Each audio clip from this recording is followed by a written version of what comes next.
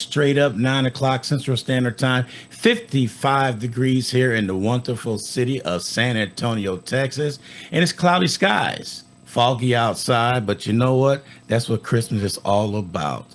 So let me get all my stuff together right here and let me see. Yes, we are live now. We got Mr. Chris in front of us this morning. Good morning, sir.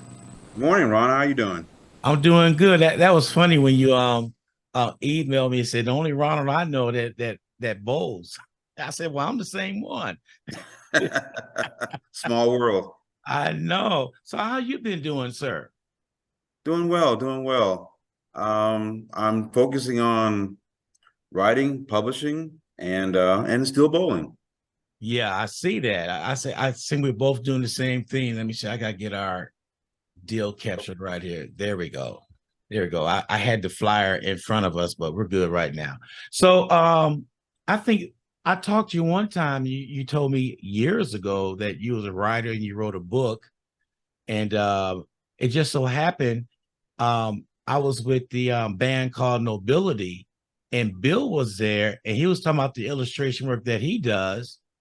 And it seemed like it's a small world how Bill knew you, I knew you, but we all didn't know each other, but now we do. True, true. Yeah, Bill's been my illustrator for the last 5 years, but it took me about 10 years to find the right person to illustrate the books the way that I wanted them illustrated. Okay, and we see Bill's work and back you right now as your background. So you're retired from the military, and were you writing then when you were in the military? Well, in the military, writing tends to take a different kind of slant because it's military writing. But I did write a master's thesis while I was in the military to get my master's in military arts and science at the Command and General Staff College in Leavenworth, and I tried to write some articles for various military magazines while I was in the military. Okay. Okay. So when you got out the military, did you pursue your writing right away or did you shelf it for a couple of years? Well, when I got out the military, I went to law school.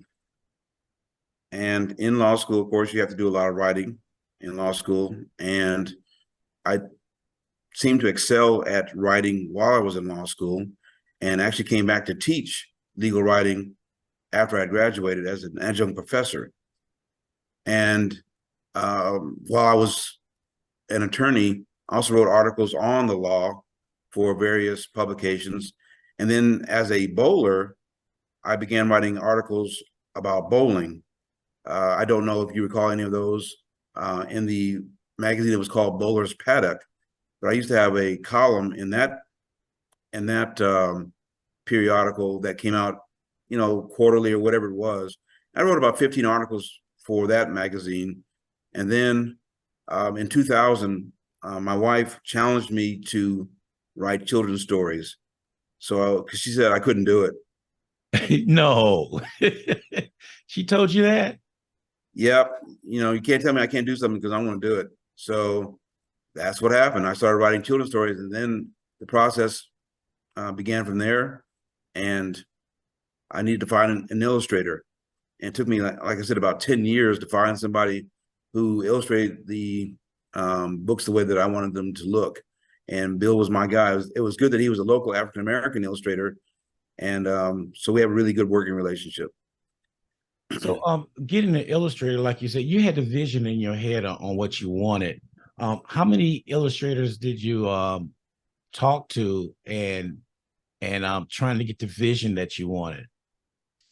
Well, when you get into the children's book world, there are a lot of illustrators out there and a lot of people who do, great work. Part of it is whether or not, they can illustrate African American persons well, and then it comes down to cost, and then also, is it what I was looking for? I wanted it to be sort of representative of the way they looked, but I also wanted it to be somewhat like a animated like animated characters, so that at some point later on, I might turn this into an animated series online or some other platform. So I wanted it to be representative of them. Plus, like I said, animated plus. I was looking at cost, and there are illustrators out there that would illustrate a book for $20,000, and that to me was, kind of outrageous. Yeah. So I went through, other illustrators locally, other places around the country. Didn't like their styles. Some of them wanted to draw them as realistically as possible. I didn't want that. I didn't want them to look perfect. I wanted them to look like, animated characters. Yeah. That were having fun doing things that kids do.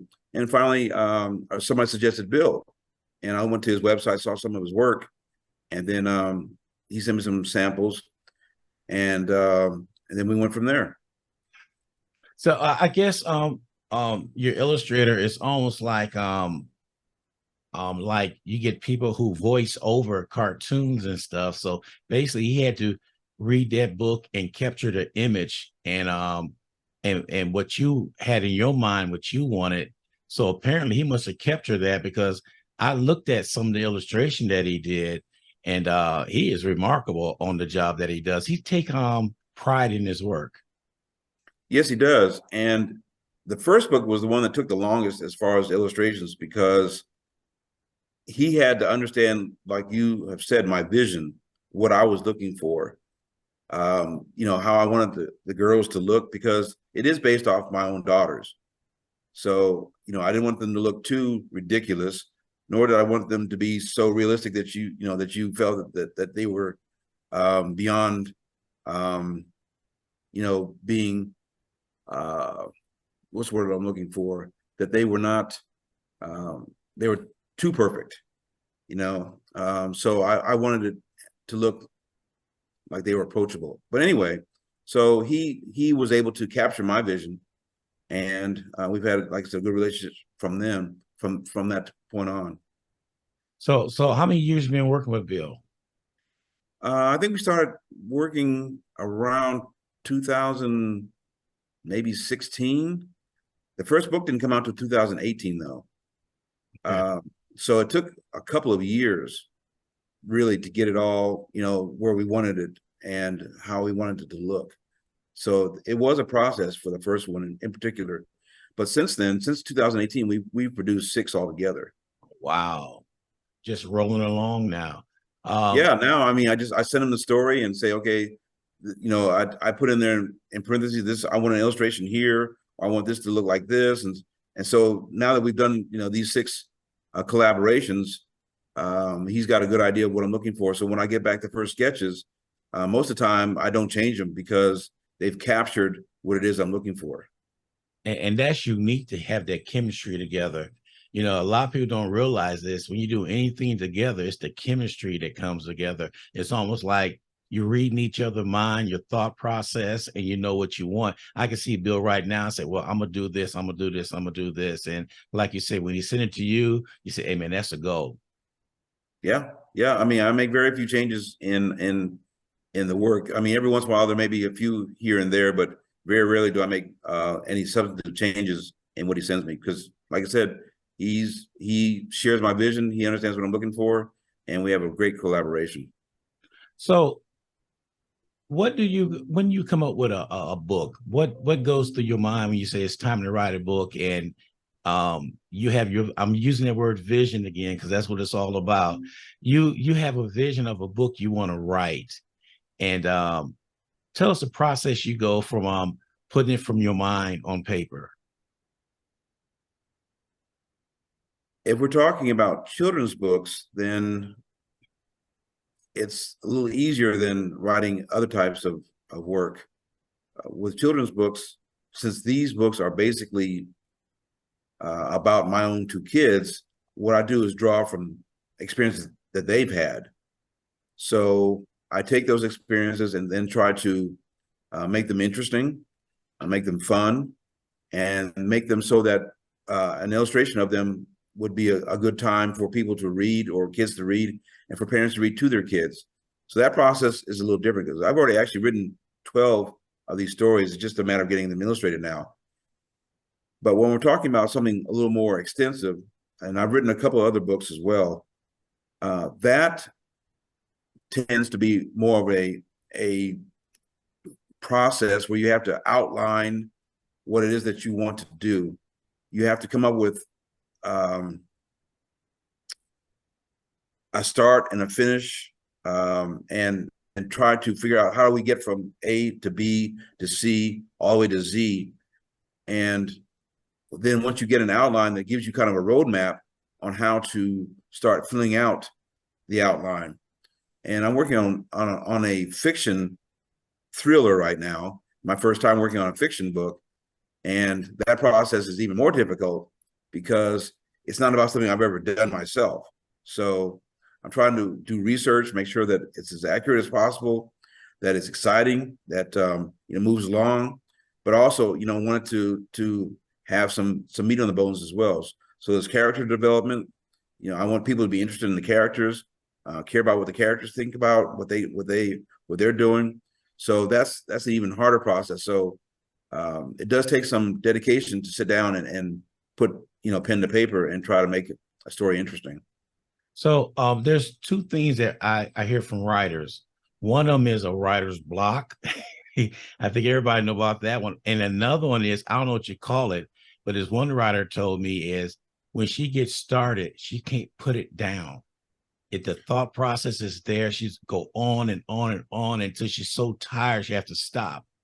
Do you have anything that goes on with you like that, with a writer's block, or when you do have something in your head, it just flows right on paper?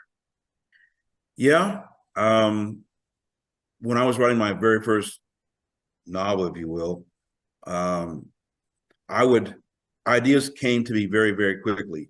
And it didn't matter where I was, what I was doing, I had to stop and start writing them down. Otherwise, I would forget them. So I would have a notepad with me at all times. I was writing in that longhand. I might be doing something completely different. I might be sitting in court, and an idea would come to me, and I'd have to write it down right then. Even though I'm really supposed to be focusing on something else, I would come to me and I'd write it down, because I know that if I didn't write it down, that I would probably forget it some point later on. So then I would transcribe those notes from the pad onto the manuscript that I was working on. But as far as writer's block is concerned, yeah, that happens all the time.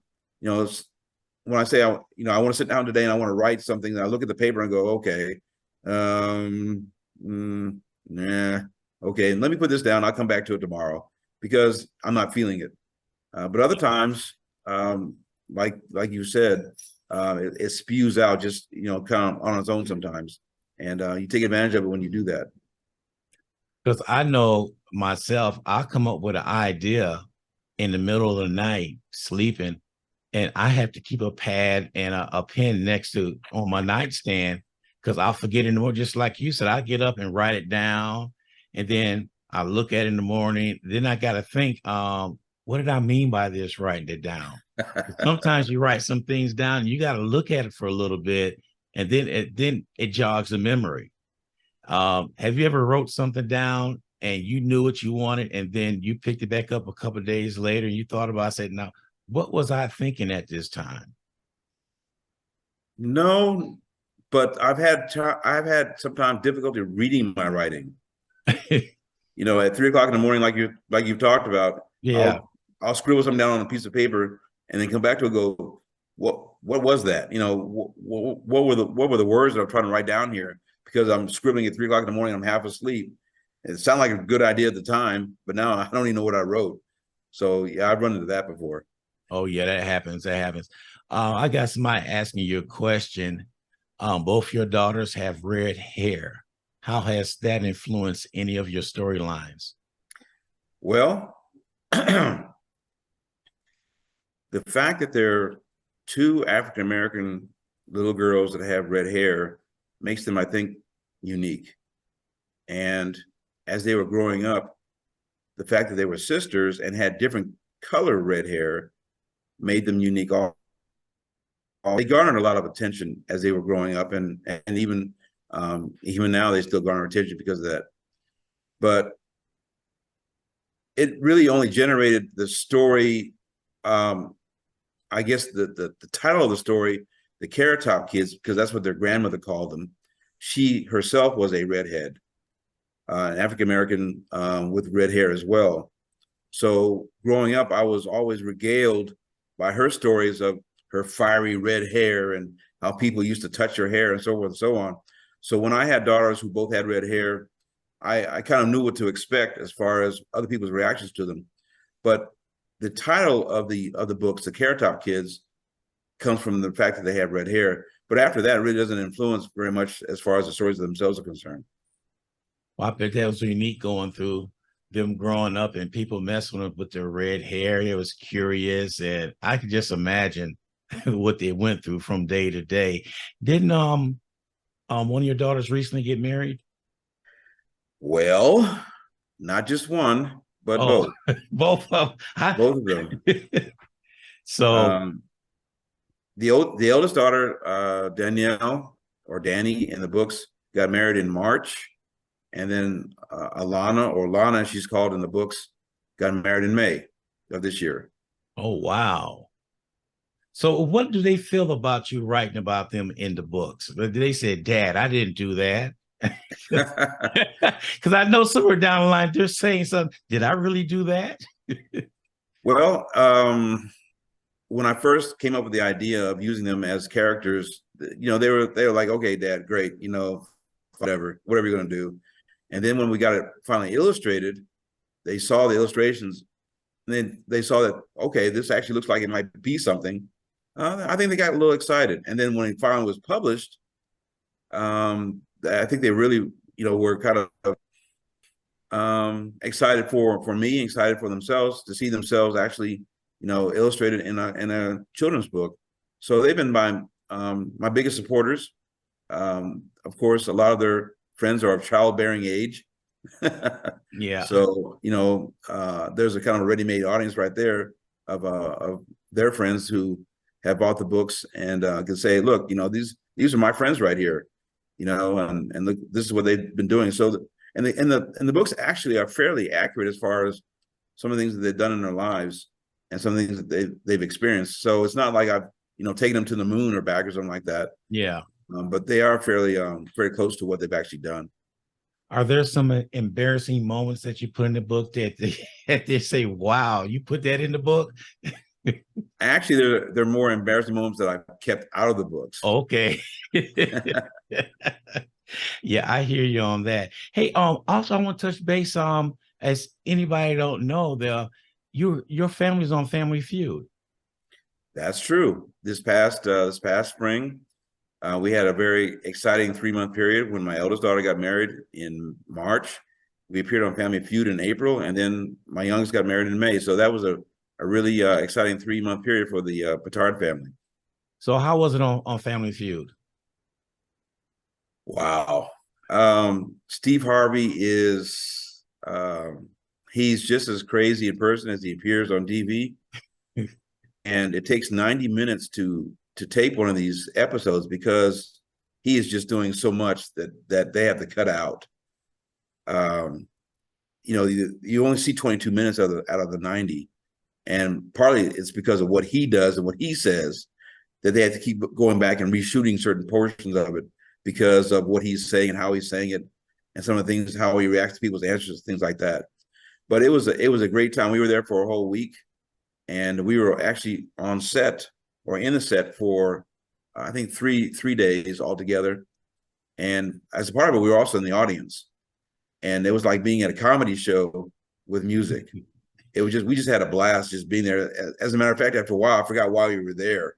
Yeah. Why? Well, us, right? When they came to get us, okay, Pittard family, you're up next. I'm like, oh no, oh sorry, we're supposed to be here playing a game. Okay. Oh, We were having such a good time, just being there that we lost sight of the fact that we were actually supposed to play a game. But we actually had a good time. We, were able to win some money and win a couple of matches. So we were good. okay. Well, I seen when you posted it, and I said I'm definitely gonna ask him about this. I seen it when you posted. Then y'all was on Family Feud. I haven't seen the taping yet. Has it been out yet? Yes, it's been out twice. It Okay. initially came out in April, I think around the 21st, 22nd, 25th of April, and then it came out again in July. Okay. Well, And then They Um, always there have to are go. there are excerpts from each episode on YouTube, Okay. and then I'm not sure if they've started appearing yet on the GSN network, the game show network. Yeah. But I know people have let me know that they've seen the episodes in rerun already. Hmm. I know that they've rerun at least one time, if not two. Okay. And of course your daughters are on there too, right? Excuse me? Your daughters are on there too, right? My oldest daughter's on there. Okay. We were supposed to be a Texas family. So it's myself, my wife, my oldest daughter who lives here in San Antonio, and then my wife's cousin and her husband, Ken and Sharon Lee from Austin. So we were the Texas family. There So you that's go. kind of the vibe that we gave while we were there. So do you put everybody in their place about Texas while y'all were there? We made sure they didn't mess with Texas. There you go. um with your daughters growing up, what was your influence on your daughters growing up? What was my influence on them? Yes. They may be better able to answer that than I am, but I'll tell you what we tried to do. We tried to first make them appreciate the value of an education. Um, my wife and I both met at the University of Texas, and we're both belong to Black Greek letter organizations as well. So we try to infuse in them an appreciation for education and a desire to want to go to college. And both of them have postgraduate degrees. One has a master's degree in education and counseling, and the other one has her law degree. And she practices in New York. So I think in that respect, we have accomplished that. In addition, we wanted them to be aware of being African American here in the United States. I hate to use the word woke, but since that seems to be this terrible word that certain Yeah. people are against, but we try to also instill in them a pride of being African American and awareness of their own culture.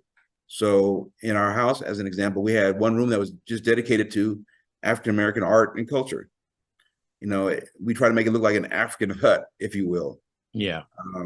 So we had a lot of stuff in there, and the books that we read, the movies that we went to, the events that we would go to. So we would try to give them that appreciation of being African American and in our own culture here in America.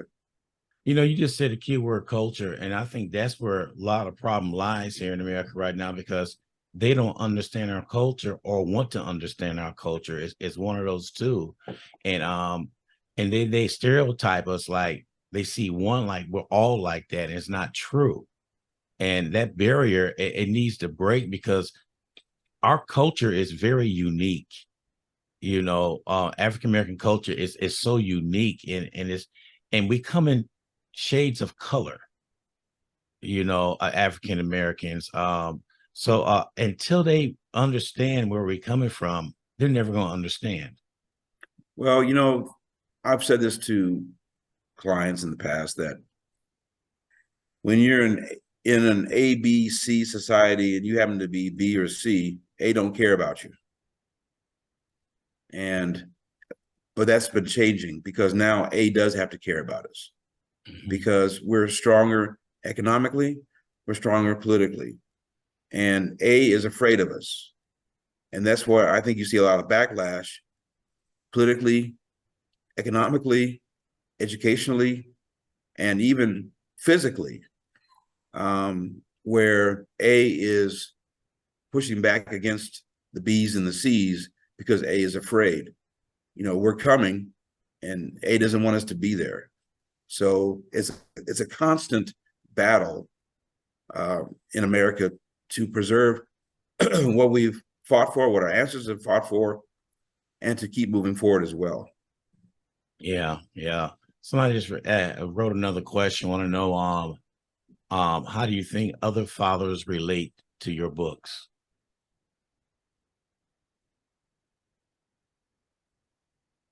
I don't know. I know how they related to The other books that I've written the two more adult-oriented books. A lot of African American males enjoy those books because they're about African American males doing things that many of us can relate to. But as far as the children's books are concerned, most of my feedback is probably from the mothers. Although I've had fathers and grandfathers who have enjoyed the books and have bought them for their grandkids. A lot of the feedback I get is from mothers. And I'm thinking this book right here is a great Christmas gift to a kid.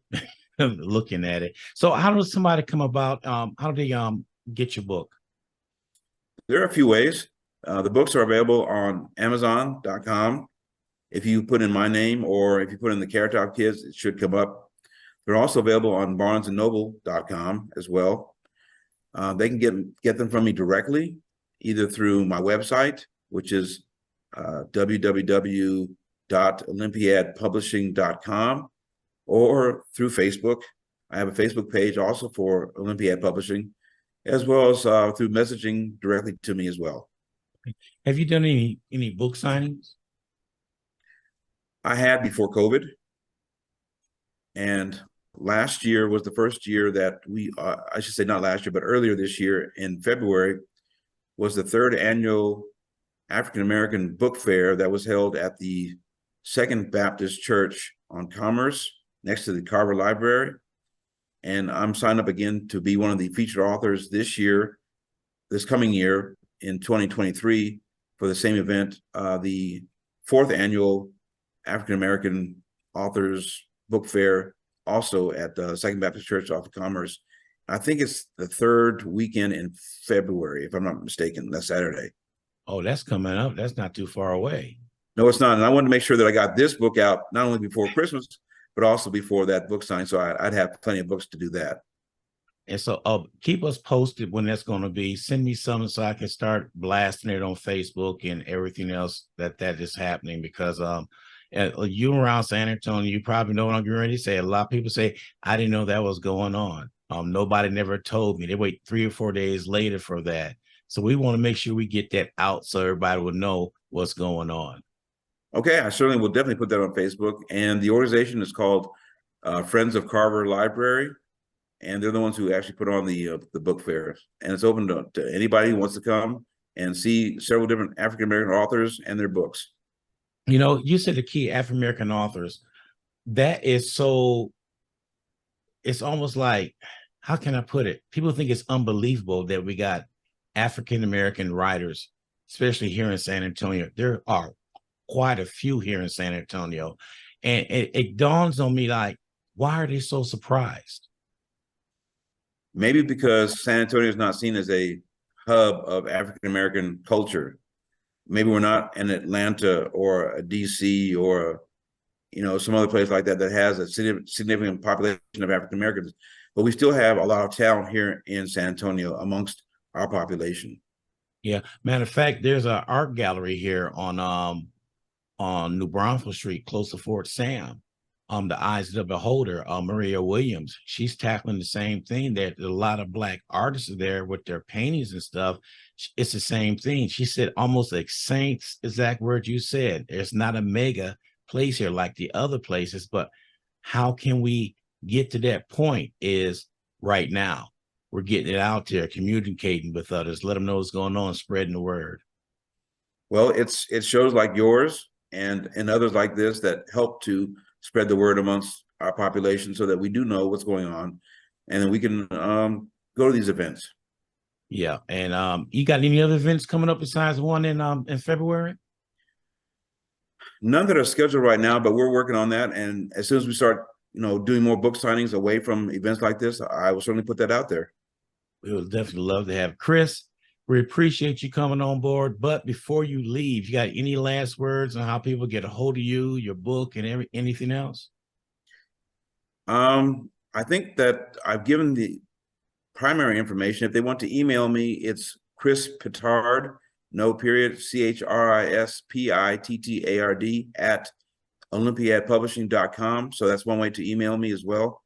and I will send books to people. I just sent out several books this past week. People who put in their orders. I try to get them out the next day, and we're really quick about getting those books out.